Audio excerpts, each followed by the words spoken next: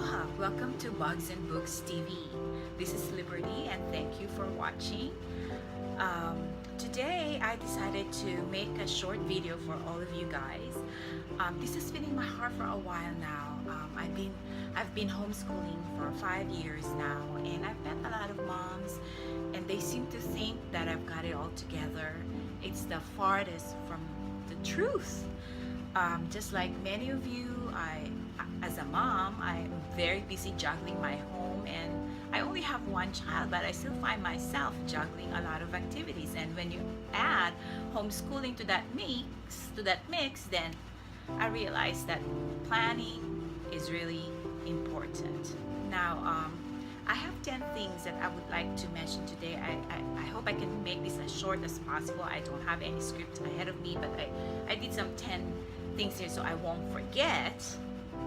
But I just wanted to do this video to encourage a lot of you moms and dads out there who are in the same journey as our family, who are in homeschooling their children. It is a very hard choice to homeschool your children, so I thought I would share this with you in the hope that it could help you.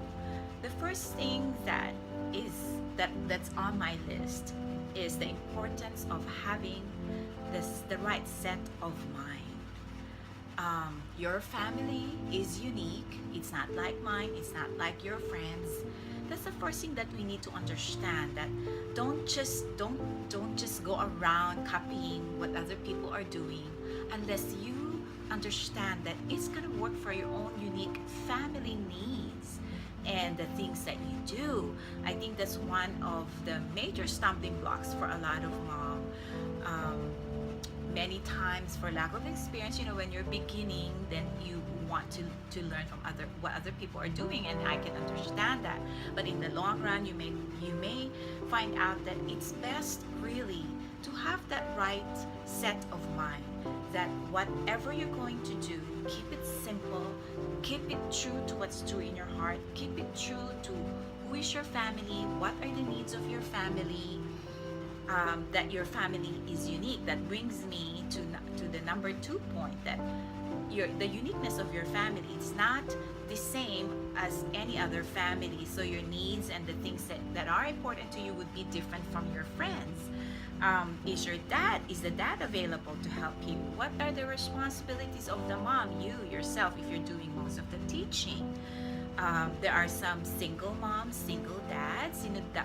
The needs that you will have will also be unique from families who have both mom and dad. So you also need to realize those things and not pressure yourself unnecessarily for unrealistic expectations, which could really bog down homeschooling, down the road.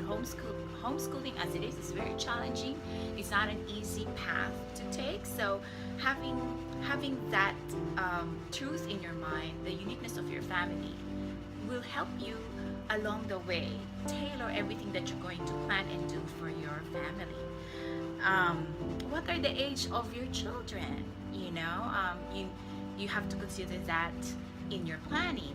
What are the things that they can do and cannot do? You cannot do everything, and a lot of moms, a lot of parents out there, my heart really goes out to them, that they try to put their kids in everything that's out there, even though their children are not emotionally or physically or mentally prepared for those things. So consider those things too. What kind of season of life we're in? It could be at the time that you need to take care of other people, or are aging parents, or you're old like me already. I'm not a 20-something-year-old mom, and I need to consider also the limitations of what I can do and cannot do. Of course, I'm not old, but I know I cannot be as busy as the other mom friends that I have who are in their 20s. The bottom line is every family is different from each other, and we need to consider that. And number 3 is begin with little steps, one day at a time. As cliche as that may sound, keep it simple. Do it one day at a time, and on your day-to-day planning, See what works. Don't plan for the whole year. On my first year of homeschooling, I planned for like 3 months ahead of time because I'm such a planner. I'm like a checklist person. I want to do it one by one. It's like it gave me unnecessary pressure and stress at the beginning, trying to figure out what I will do for the next 3 months, not realizing that, hello, I'm dealing with a real child here who may or may not be ready tomorrow for the lesson that I prepared a month ago. But I was pressuring myself to get there because it's on my plan and I need to check it out, see the silliness of that, the craziness of that. So I'm not an expert mom. I am not an expert homeschooler. I'm very far from that. But these are just the things that I've learned in my journey of 5 years of homeschooling my child. Now that we know what kind of family we have, what's important to us, what are the situations, the seasons of life, that all of those little things, now it's time to set up a plan in motion.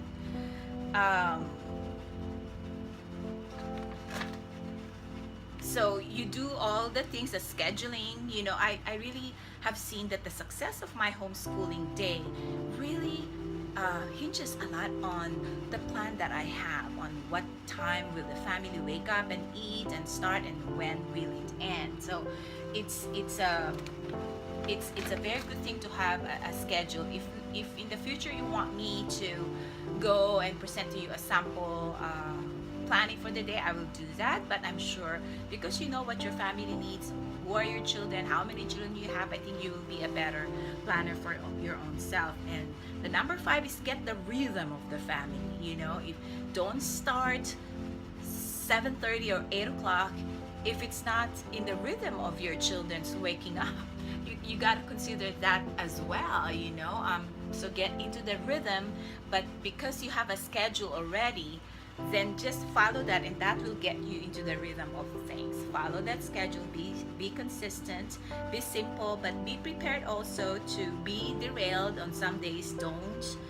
Don't sweat it out too much. If someone gets sick, if someone is having a very bad tantrum today and you're not able to finish the task, it's okay. The schedule that you have made will get you to keep the rhythm of the family still. Just make up for what you have not done today and just proceed and go forward. And that brings me to number 6, plan when you can, and when you cannot, you don't sweat it out as well, because there will be days that, like I've said earlier, there will be sick days or unexpected visitors or an unexpected event that happen. Then when you do that, life is a lot simpler. And the number 7, as the main, if you're the main teacher of your homeschool, consider your needs as well. Like, take a break. For me, my break is 5 minutes of Facebooking here and there. just to give me an adult break. That's my break.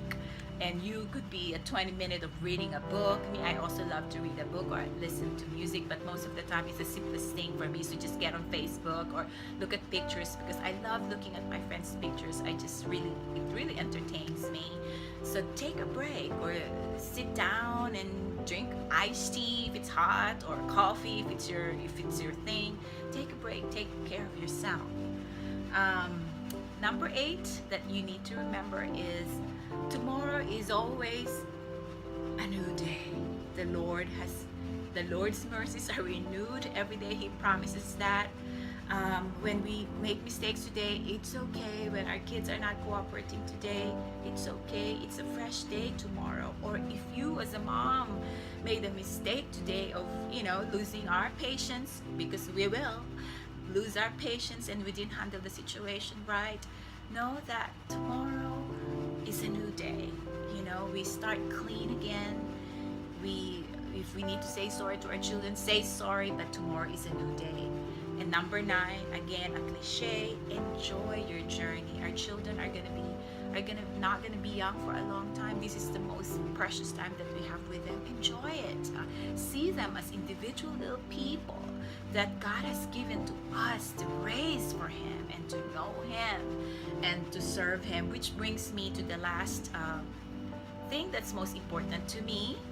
because I'm a believer. I believe in Jesus Christ. I love the Lord, and if you know, so remember that the Lord is almighty. He's all sovereign.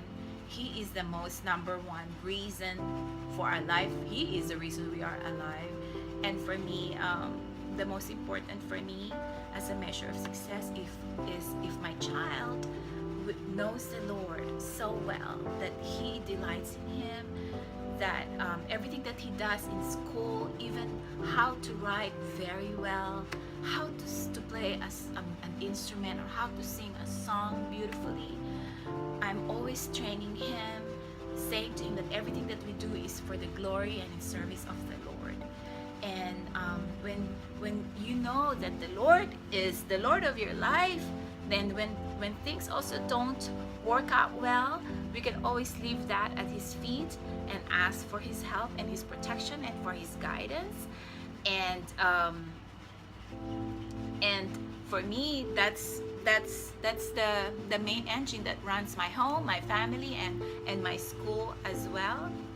And I think also having that faith and trust in Him will make homeschooling also a little bit easier, or a lot easier for us moms and dads, because we really trust and depend on the Lord. Thank you so much again for listening, and I hope that this would help you in one way or the other. Aloha, and I hope that you come back. Subscribe at the button below for the subscribe button if you want to join me and my family in our homeschooling journey, and we offer some tips and advice and some activities that you could learn from. Aloha, and thank you again. This is Liberty from Bugs and Books TV.